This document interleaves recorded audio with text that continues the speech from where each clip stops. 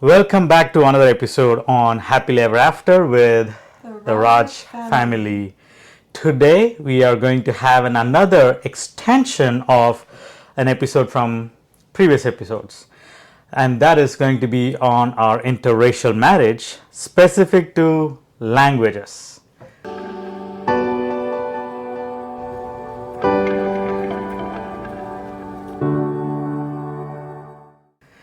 So, love, did you ever think that you were going to marry someone that wouldn't speak Spanish?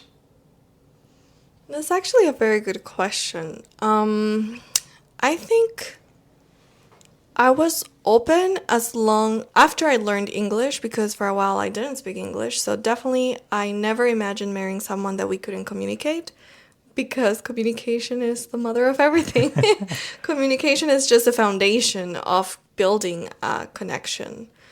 And so after I learned English and it became more of like I was familiar with it, with work, with interactions, then I was definitely open to English or Spanish. But I started to feel that I needed someone to be open to both worlds, English and Spanish somehow. So if they only spoke Spanish, I wanted them to know English. And if they only spoke English, I somehow wanted them to be comfortable with Spanish, So it's like both were part of my life. So somehow I was okay with one or the other, but openness to learn if needed or openness to just be okay and feel comfortable with the other language. So I guess as life has different stages and living for many years in Spanish speaking countries, then living many years in English speaking or German speaking, but English was like our way of communicating. I was open just to one of those two for sure, not necessarily another one. Yeah. Wow, interesting. For me, I think people that know me know that I was interested in marrying a German. So I was very open. I also like to learn languages.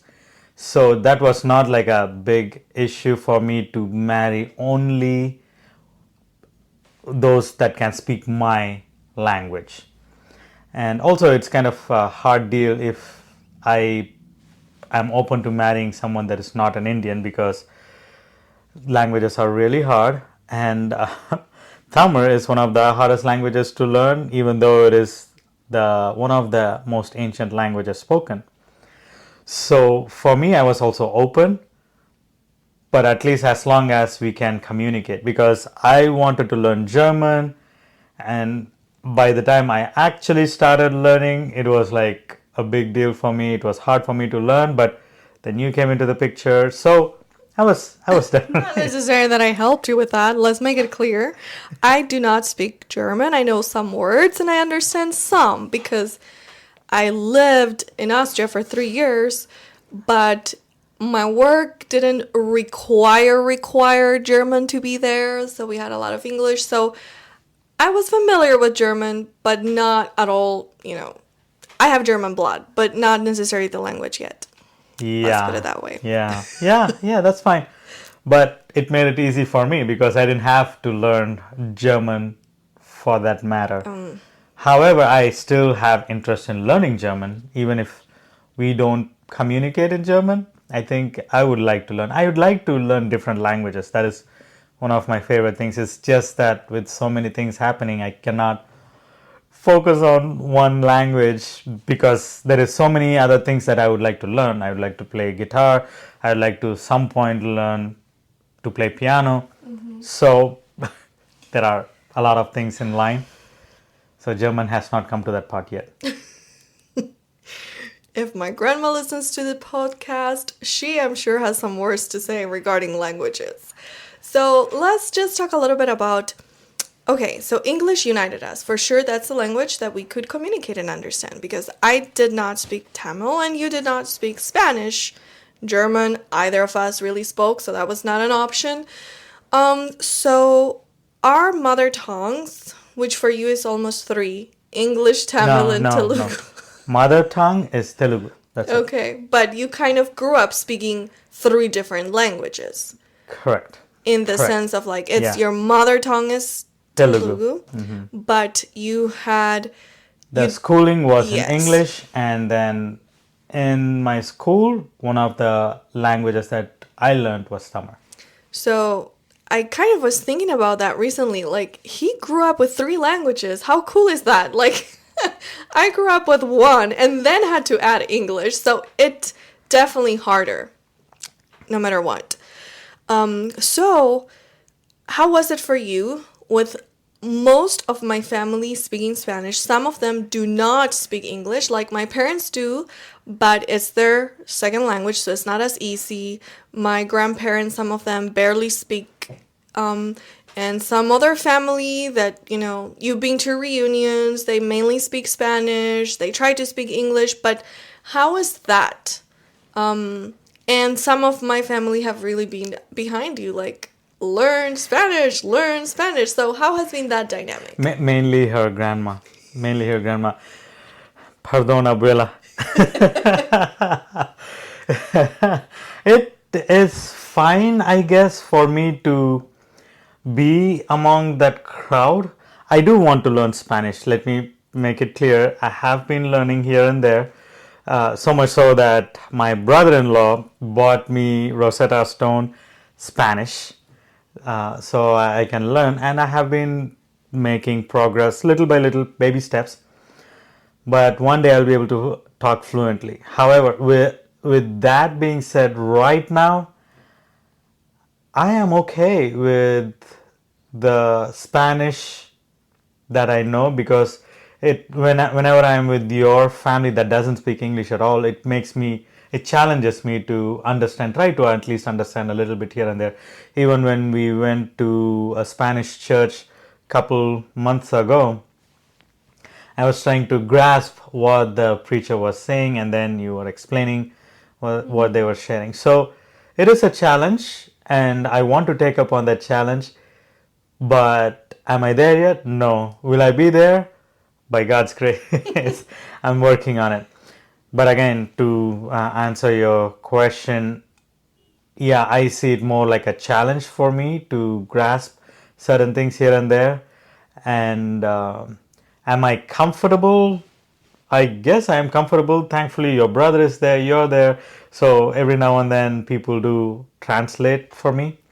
But and also the Hispanic culture is so friendly and so connected. So I don't feel like left out, honestly speaking, because even though they are talking in Spanish throughout the time and they are looking at me and talking in Spanish and like, see, and I have no idea what they are saying, but I still enjoy the company. And many times, if they know some English, they really put the effort to include, which is nice. It not necessarily helps to learn a language, Yeah. but it makes communication and connection still doable when others know Yeah. English.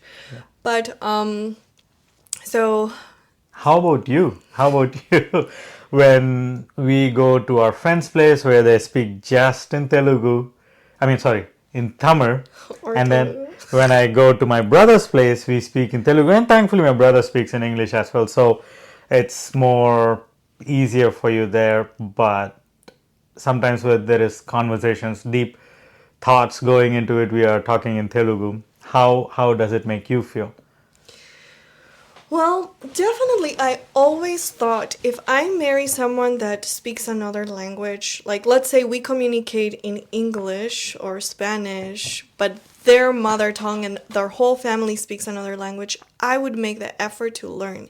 But it would be an effort because for me, it's not that I'm passionate about languages. English was a challenge. And any other language, I'd be like, no, like, why can't we just settle in the world with one language in every little place? And then I met Martin and I started learning about India, and it's like, it's not just one language in the country. It's like different languages in every state. I was like, are you serious? So he himself came with two languages to the table. This is my mother tongue. This is from my state and where I grew up. And most of his friends speak Tamil, so I was more surrounded by Tamil speaking gatherings. And definitely, I know the feeling of speaking your mother tongue or the one you connect with others. It's special because when you speak in Spanish, you feel connected with your people.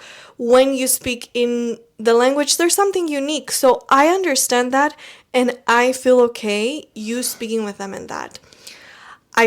I've gone through this multiple times in German, in English, that your head starts hurting. You just don't get it. Everything sounds like I say Chinese because it's very different and it's just like nothing is matching with anything. So it's kind of like a blur of blah, blah, blah, blah, blah, blah, blah. And then you hear certain things often and then you start to wonder, what does this mean? But you observe a lot of body language. So it's kind of like a fun interaction for a while. After some time, either your head hurts or you feel bored, like whatever, I'm out of it, or you get curious, you want to know and participate. So definitely it has a component of feeling out after a while if it's only a language you're not getting. So definitely I've had the desire to learn. I just found it very challenging to find a good program that will walk you through it in a way that it's, step by step. It's more like you have to find phrases or people kind of teaching, and then I would learn phrases and come to him and say it, and he was like, that's old-fashioned. And I was like, okay then, how am I supposed to learn the language? And it's a really big challenge for me that I also want to take up. I think I will, I guess, go with Tamil because that's the state he grew up with and majority of people speak that. But a very positive thing is that most people in India, to connect within themselves, they know English. So it's like it's not a must to communicate with the culture to know their specific language. Mm-hmm. So that makes it easier. Mm-hmm. With Spanish speaking, many people learn English, but many do not. Mm-hmm. And so then you're stuck. And so I think you need a language that connects you eventually. So it has been quite a journey. I think between us, we have been okay with English. Mm-hmm. And with family, friends, gatherings, we have respected each other's languages and interactions, and we are okay with it. We don't feel left out. We know that's just the dynamic. Either we learn to fit in or we will feel left out. Mm-hmm. I mean, and I also want to definitely make it a point to tell that your parents, that is your family, did a great job talking in English every time I was there around them. So that helped me to be part of the conversation, to be part of the topic, because I know how it would feel if they were constantly talking in Spanish and I am there, but I have no clue what they are talking. And also just not knowing anything, it definitely makes you feel left out. But again, it's nice to be part of it when they talk in English, and I think it's the same thing too with my friends and with my group. They talk in English. Most of the times they do talk in Tamil, but they do use English words here and there, so you'll be able to grasp as well. And it is intentionally done. So even if it is not that we don't want to talk in English. Mm-hmm. We've been talking that language in Tamil for decades, and all of a sudden to switch it to English when you're talking among them, it's kind of hard. Mm-hmm. So that's why intentionally there are a few words here and there that are put in English, so it's like a game. You grasp words here and there, but I think they also have fairly and they're super willing to like translate if needed or change for the sake of including others. So I have not felt like they are trying to not include me or anything. I encourage still those genuine connections to still go on. Mm-hmm. Like I don't but because that is my role, to learn the language, to really blend in. And I've kind of gotten discouraged, number one, Yes, sometimes it's busy, and definitely I don't think that marriage is the place to teach each other the language when you have a language that is easier because time is limited. You just want to connect, you just want to talk, you just want to share. You don't want to be learning a language in your marriage and feel like you're in school having to teach. So I don't know if a marriage that has worked. I think it's much better when there's more full immersion, that you just have to figure it out and you just have to learn it like that. It's a lot easier. Learning it as a class, not with your spouse, but going and taking a class is doable. Just you need to be super committed and take that time, which I think we still have it in our list to do. Yes, So, yes. And yeah, I agree with you that it takes a lot of effort. And to see it that way, the way you said it, like if I don't want to feel left out, I should learn that language. That puts a very positive twist to it in my mind, at least, because if I want to be part of all the conversations that is going on, I need to learn Spanish, period. And vice versa with you as well. And that will push us to learn more. But of course, depending on the time, depending on what we are doing, how much we can invest in it. And also in your case, finding an app that actually teaches Tamil. If any of you know of an app that teaches please. Tamil, please put it in the comment section so we can check it out and my wife can feel not left out in our conversations. Yeah, and so I've enjoyed learning. Now I feel it's not a foreign sound, Tamil. It's more like a familiar sound, and so many things like language can be very like different. You're like, I'll never learn this. Like this is so different. I mean, writing, that's another story. It's like a lot of curls, and Yeah, writing is gonna take a lot of time. I would say starting with practicing words and phrases here and yes, there. I mean And more the communication part. and I also have seen few Instagram channels that teach Tamil. Sometimes they make it more professional and words that you don't use in regular conversation. It is not used colloquially. It's just too professional, like a newsreader or someone. Those are the ones that use it, and I don't know why. Maybe we have not come across anyone that speak or teach Tamil that is used in regular, normal conversations. Yeah. Maybe once we find it, it'll be helpful for you even better. So, saying all of this, it's our issue that we need to work on. Because, yeah, that's one of the biggest differences, not between us, but definitely between our families and friends. For me, Yeah. it's just one language, Spanish. Spanish. Everyone's Spanish. We're all good. And, but yeah, even like you're passionate about languages, but it's still a challenge. I'm not passionate about languages, okay? Like, I like to communicate. That's my passion, but I don't like to learn a language. It's just, I feel it's so hard for my brain to remember. I will repeat it 1,000 times, hear it 1,000 times, and then I will forget it again. But I learned something. That we will keep it for last. Okay. That's not right now. So yeah, I just need to keep adding because I feel it takes me a long time to memorize and connect in my brain. Okay, this word, it's similar to this word I know, and it's so many connections that it takes a lot of work in my brain. So languages is not my strength, it's not my passion, but I do like to connect, and I do like the effort made to be part of a culture, and language is one of the big steps. Yeah, and for me as well, to speak or to learn words or phrases here and there, I have to match with something in my language or in English and modify it in my mind to really remember what those words are or how to say it, basically. So I think we both are on the same page in that aspect. Maybe I might have, because of the app, I might have a little more lead than you in that thing, but the way we try to connect, it's all the same, I would say, at least between the two of us. So I have another question regarding languages. if and when we have kids, what is our vision? You have two languages, I have one, and then we have English. So, how are we planning to do that with them?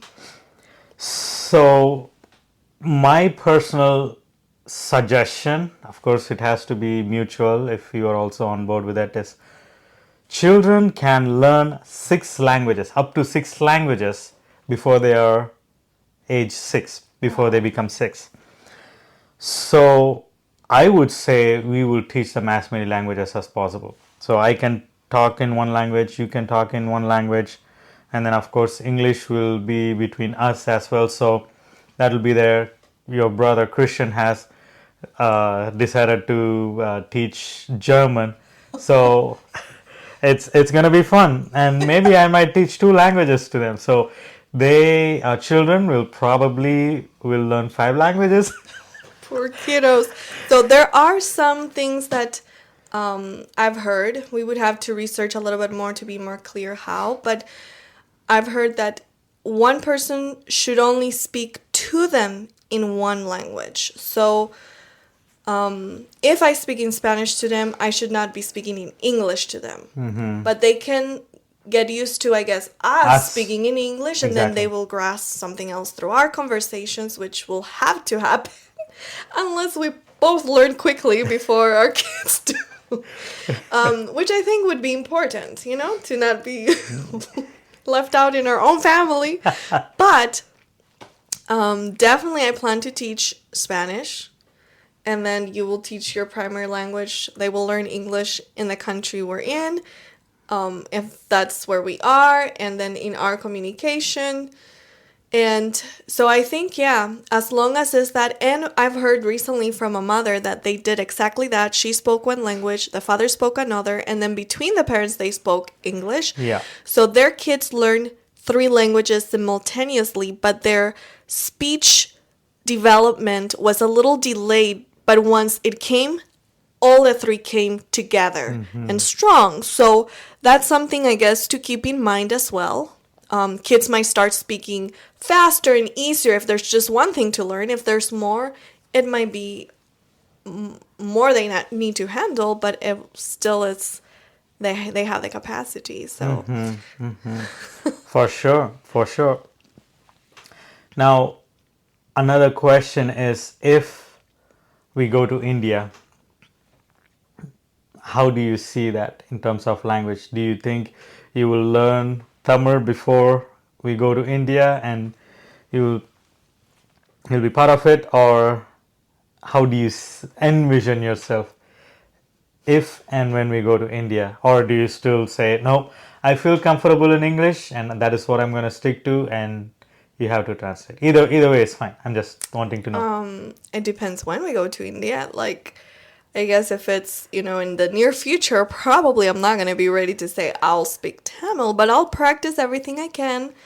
I had to do it twice in my life with English and German, speak with signs and wonders, and just move my whole body and everything, try to communicate and do huge mistakes trying to say the words. So I'm okay with trying. Just I'm not sure how fluent I can be depending the practice and the, So in that case, I need to start like now. So if we would go by the end, like in a year, to Argentina, do you feel you would want to know basic to communicate, or would you just like...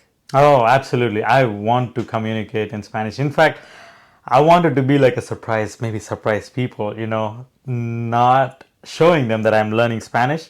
But when we go to Argentina, talk, even if it's not too fluent, but at least words or phrases here and there, something that I can manage with. And I think that'll be something fun, and I would like to learn before going to Argentina. Well, maybe one day we'll do a Spanish episode and a Tamil episode, so that will show the real progress we made. we will do it soon, maybe in 3 months, 6 months, 1 year, 10 years. We don't know. Yeah, we'll see. But Yeah, definitely language is a huge barrier or connector. And as we are talking about it, I think, it's really important that we jump in the wagon of learning, of putting a Yeah. little more consistent effort in learning. I know that for me, learning English, it started when I was 9, and we always spoke Spanish at home, no matter which country we were in, here or there, everywhere Spanish. So that was very strong. So that I didn't have to try to keep it up because at home was always Spanish, even if we lived for years in the United States, which is great because I never l- lost. I never lost my mother tongue, which many others do, Hispanics, that they come to this country and then they speak only English at home and they lose even their roots. So I'm really grateful for that because then you lose even connection with your own family. Like you sound like an American that doesn't know how to speak your own. So I think that's very vital to keep the mother tongue going. And then I had to learn English and I needed a program with my brother. We went through a program that was like for 10 weeks or so of like drilling the basics. This is a table, table, table, and then this is the ceiling, ceiling. And it would repeat, repeat. We would listen, we would see. So it was visually, audibly, repetition, repetition. And we got our basic foundation through that training, like videos at that time. Yeah, like 20 something years ago. So that was really helpful as a kickstart. So I guess really investing time in something that can give a foundation and then you build through experience, connecting, talking with people because practice makes perfect with True, people that are true, good at it. true. If not, you And never know. and for me growing up, it was different, all three languages. In school, in India, when you go to an English medium school, you have to speak in English. Many schools, I don't know if it is in all schools, but many schools, they they fine you if you don't speak in English. They make it a point. All classes are taught in English except for the language class. And the second they hear you speak in non-English language, they're going to catch hold of you, you're going to get in trouble and all of that. So that was there. And then at home, we would always speak in Telugu. My mom made it a point that we were going to speak in Telugu at home, just like your family. So we were speaking Telugu at home, English at school, and with friends, it was Tamil. So it really helped that all these three languages were drilled into us. So when we go to English, I mean, when you go to school, English, English, English, English, everything, whole day speaking in English, and then come home, throughout the time at home talking in Telugu, and then going outside playing with friends, always Tamil. So that helped, I guess, because practice makes a person perfect, and so that's how it is. I guess that's how we should do it. You should go to India, I should go to Argentina, and we learn. In 3 months, we will come back speaking fluent languages. What do you think? I mean, I know. it's an option. I mean, definitely later on in life with different either jobs or goals or responsibilities, it can be hard to say, we're not teenagers anymore. Like, oh, I'm going to be with this aunt or I'm going to do an exchange student type of program. It's not the same. So, but it's doable. It's doable. God can make it happen. And yeah. And I know your grandmother wants me to go to Mexico, right? Or Argentina. I mean, Argentina, yeah. nothing against Mexico. Mexico, but definitely Argentina is more of the accent and that my family that I grew up with. So it's more familiar. So she's been wanting me to go without Debbie. She wants me to go for 3 months to one of the South American countries, whichever it is, and so that I will come back learning Spanish. And I know there was a family member that we have that before she got married, she said, if you want to marry me, you have to learn Spanish. And so he went to Mexico for 3 months, learned Spanish, and came and married her. So that was a non-negotiable for her, and he did it.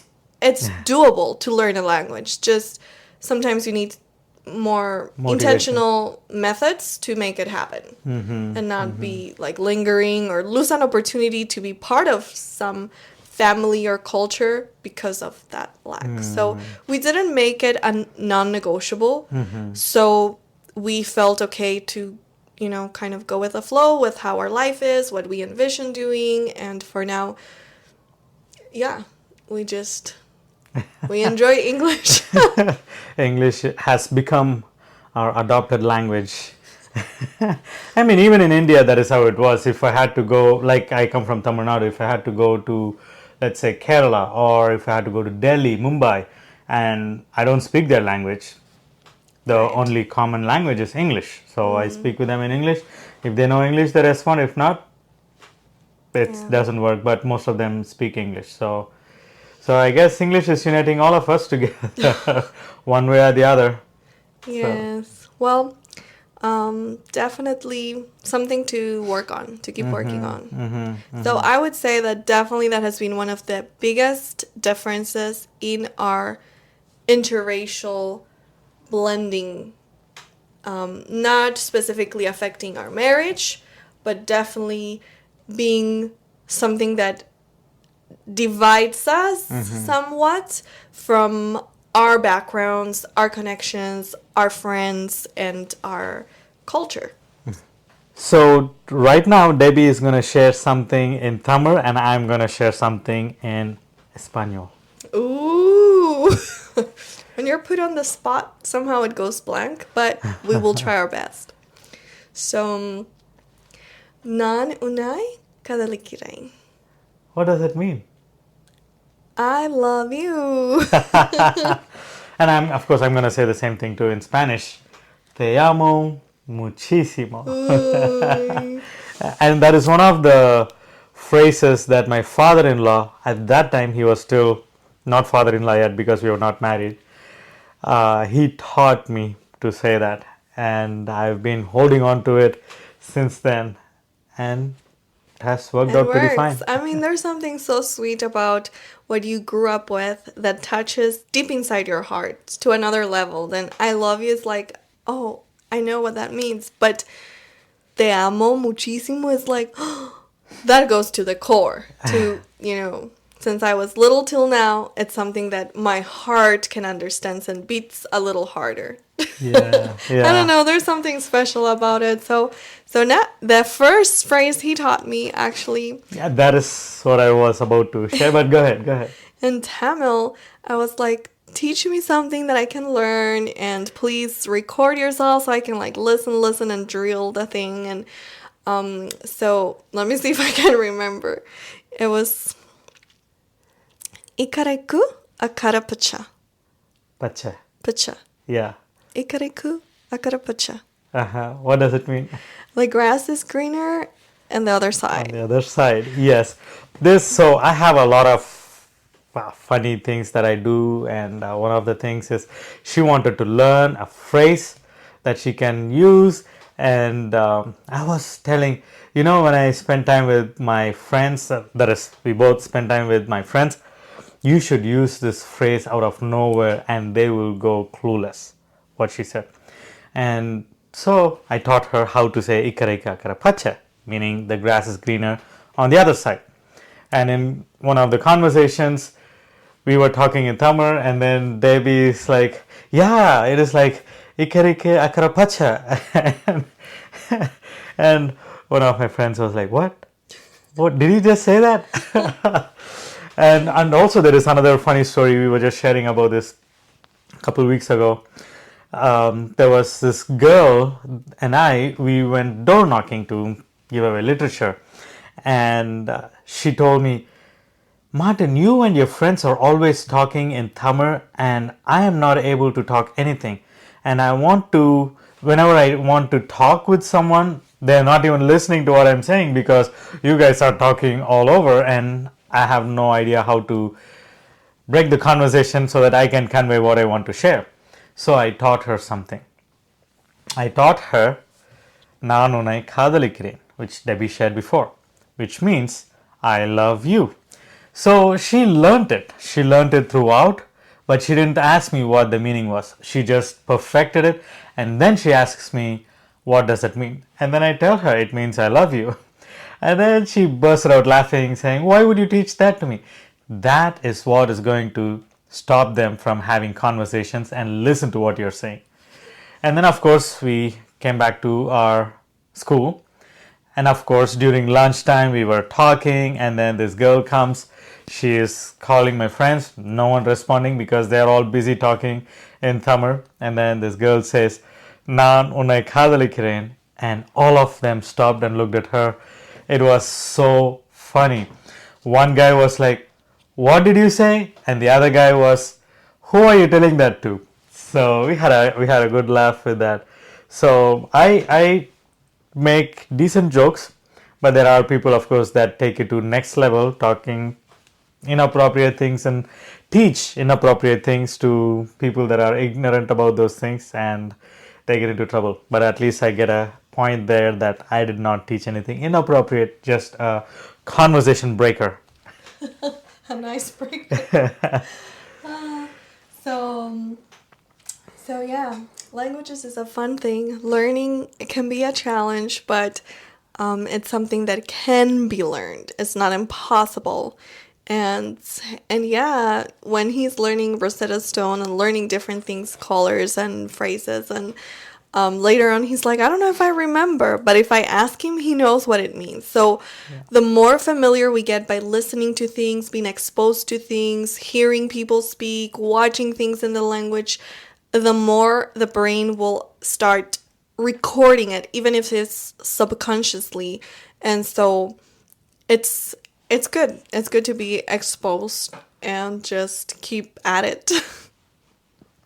And one of the things I am planning to do is to listen to sermons and TED Talks. I don't know if there is Spanish TED Talks, but something I want to improve in the skill, right, in the language skill, and I am thinking of using sermons as one of my ways to learn Spanish. But it's all thought right now. Let's see if I become a thought leader. With that, we have come to the end of another episode on Happily Ever After. Hope you enjoyed it. And of course, again, if you know of an app that teaches Tamil, please feel free to put it in the comments, and my wife will try to start learning that. And yeah, let us know if there's any challenges you face with languages in your marriage or relationships, and what are your perspective or your ideas. There's no right or wrong. It's just a reality of the world.